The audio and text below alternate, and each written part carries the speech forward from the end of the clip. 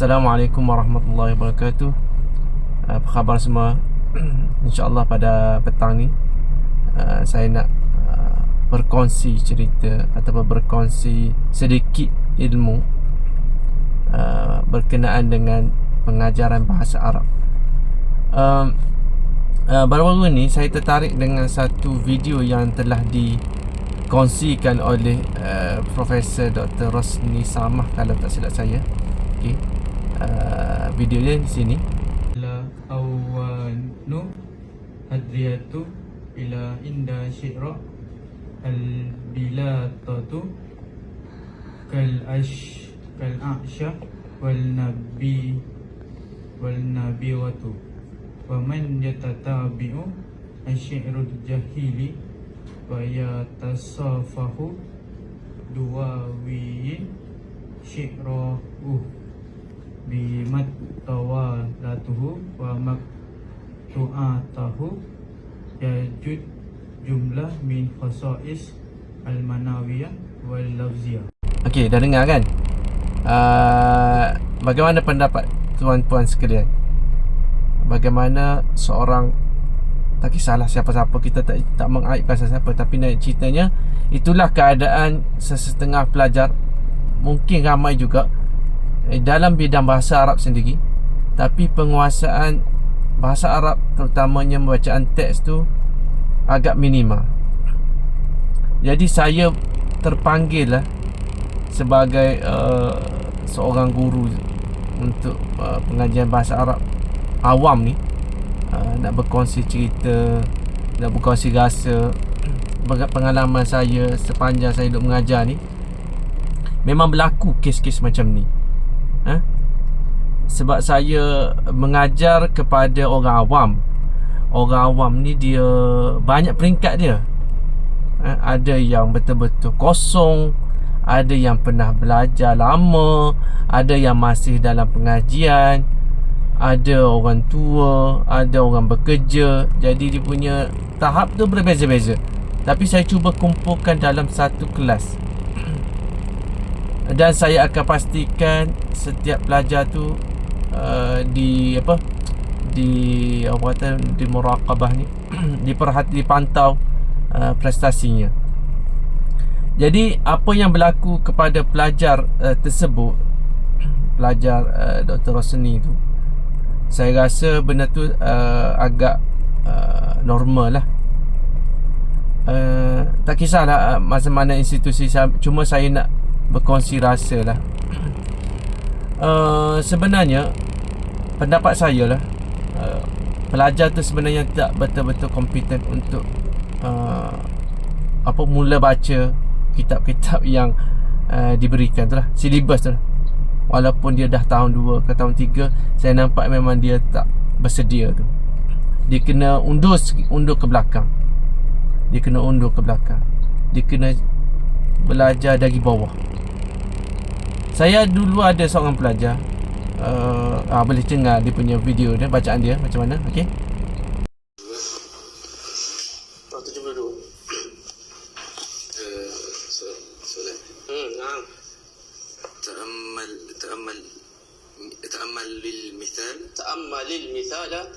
تأمل للمثال ثم أدخل همزة الاستفهام على الجمل الآتية. المثال. Okey, terjem.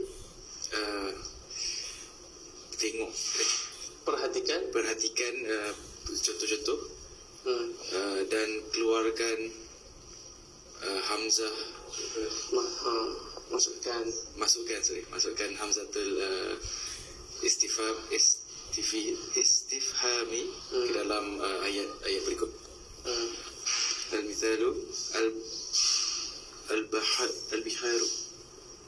Al-mithalu al-biharu jam'ul bahri.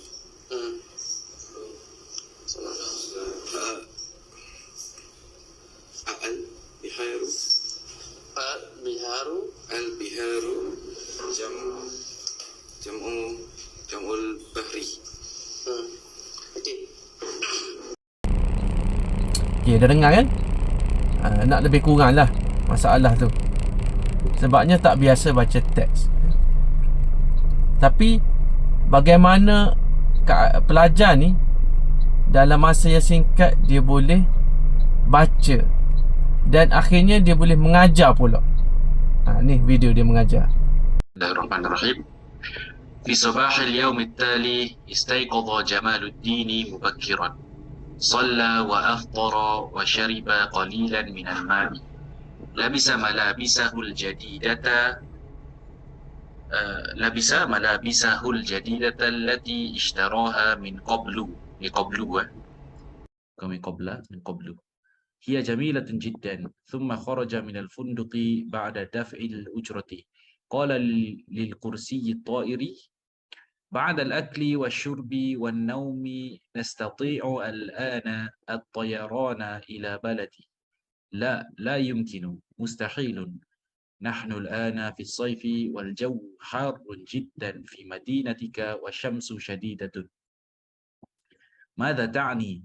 عندما كنت جائعا أكلت وعندما كنت عطشانا شربت وعندما كنت متعبا نمت وبعد ذلك طلبت مني شراء ملابس جديدة وفعلت اليوم تتكلم عن الحر Okey. Dia boleh baca dengan elok dah. Sekarang ni ada tempat dia boleh mendahului saya. Bukanlah maksudnya dia boleh faham benda yang lebih advance lah.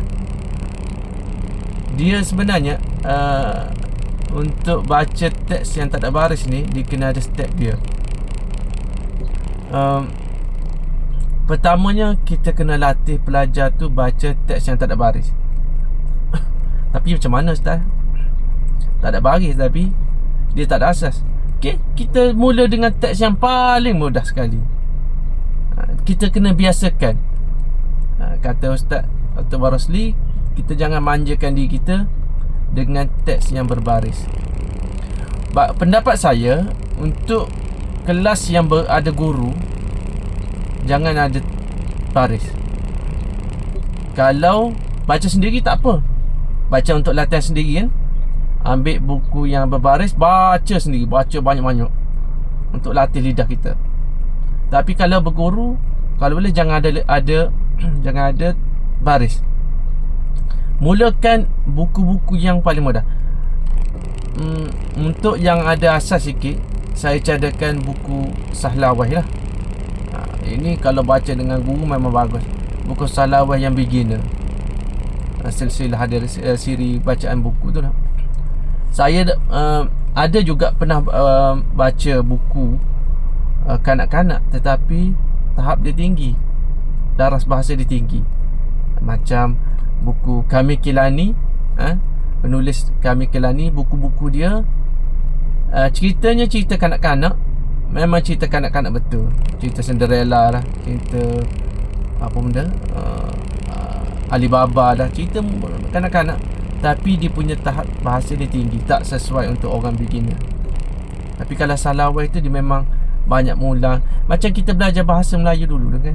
Saya suka makan nasi. Macam tu lah.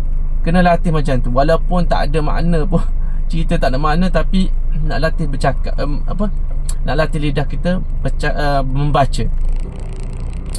Jadi bagi saya lah, teks yang dikemukakan kepada pelajar tu, yang diberikan kepada pelajar tu, yang dalam video tu very tinggi lah bagi saya.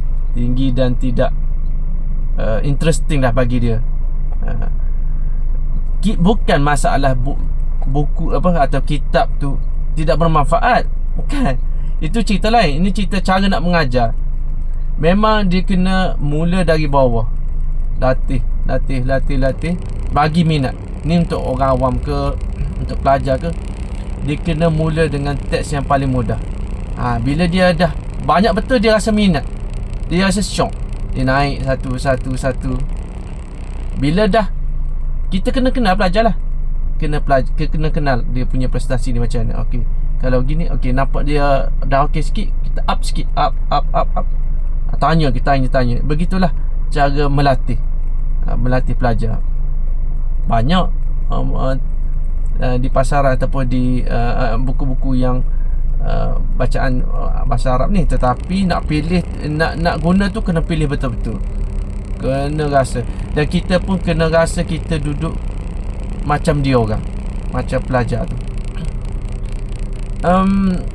Bagi saya lah, ada salah satu masalah juga bila guru tu dia bukan syok sendiri, tetapi dia, latar belakang dia tu kadang-kadang dia dah ada kemampuan sebenarnya. Dia kata dia tak menguasai sebelum ni, lepas tu dia guna kaedah tu kaedah ni kan. Tapi sebenarnya dia kena guna silibus yang paling mudah, yang senang, dan kita kena ada peningkatan lah. Ada orang tu dia rasa dia beginner, sebenarnya dia dah ada asas dah. Memang dia daripada kecil mungkin bacaan Quran dia dah elok dah semua. Tapi di luar sana, orang-orang awam kadang-kadang dia lidahnya sangat keras, tak biasa sangat. Macam pelajar saya tadi, sekarang dah jadi ustaz lah, Ustaz Izzat.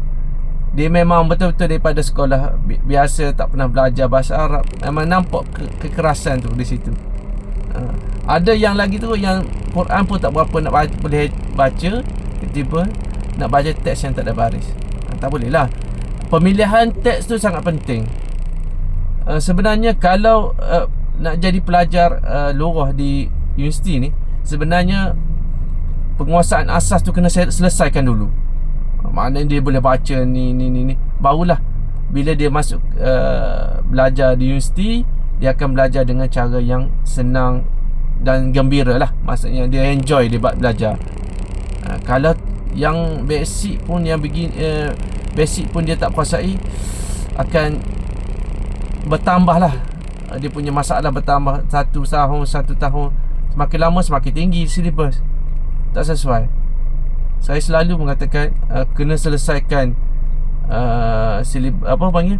asas-asas tu dulu, barulah bagus ataupun sesuai untuk belajar di peringkat universiti. Kitab-kitab universiti tu memang dah cantik lah sebenarnya di susunan ni, tapi pelajar kita tak bersedia untuk itu. Dia tak bersedia. Jadi kena ada kelas yang tambahan lah untuk pelajar-pelajar ni. Tak boleh malu nak mula dari daripada sebasic-basicnya. Kena start pada, cuba tengok silibus. Saya banyak sebelum ni guna buku tu, buku ni kan. Bila saya tengok Sahlawai tu, kenalah dengan jiwa tu. Kena dengan jiwa, sesuai untuk pelajar macam ni yang ada asas sikit. Macam saya lah, ini personal, orang lain cara lain kan. Saya akan mulakan dengan buku silibus bahasa Arab Madinah. Kenal dulu haza kitabun, apa semua ni, hadhihi sa'atun dan sebagainya. Kemudian baru mula dengan Sahlawai beginner, dia naik Sahlawai intermediate. Lepas Sahlawai intermediate tu, saya akan tukar kepada buku-buku lain lah, seperti Qiraah Rashidah. Qiraah Rashidah tu memang yang asalnya memang berbaris. Saya dah pilih beberapa 20 cerita dalam Qiraah Rashidah, buang baris semua. Sengaja buang baris supaya pelajar dapat teka. Sebab dia dah ada asal dah sebelum tu. Naik sikit lagi. Lepas tu akan naik kepada Kamil Kilani. Buku-buku Kamil Kilani ni tak ada baris juga, ada baris, ambil buang. Lepas tu naik kitab lebih advance naik sekali, seperti buku-buku sastra lah. Saya pun tak pandai juga kan sebenarnya. Cumanya kita berkongsi. Nak tunggu orang hebat ni, dia sibuk. Jadi kita berganding bahu lah. Dia ada kajian-kajian yang penting yang perlu dilakukan. Kita ni orang bawah ni, kita cuba bantu. Saya suka sangat berkongsi dengan, terutama kalau pelajar-pelajar dalam pengajian Islam, memang suka. Saya sangat suka bantu mereka. Sebab kadang-kadang dia orang ni panggil apa, dia awam-awam kan, dia rasa dia tak confident. Dia dah ada asas tu sebenarnya, cuma tak pandai nak keluarkan. Sebab belajar ramai-ramai kan, tak ada pantauan pun tak teliti. Jadi bila kita ajar satu persatu, saya gembira. ramai dah pelajar kita dah boleh mengajar, alhamdulillah. Dan cara lain pun, silibus lain pun okey je semua, tak ada masalah. Cumanya bagi saya kena ada yang bersistematik lah, mula dari bawah. Jangan nak cepat-cepat pun. Bukan tak perlu nak cepat segera. Kita satu persatu, hari ke hari, satu persatu kita naik. Tetapi dan pentingnya kita kena meningkat, jaga statik ya. Wallahu alam. Mungkin anda ada pandangan yang lain, boleh kongsikan dengan saya. Assalamualaikum.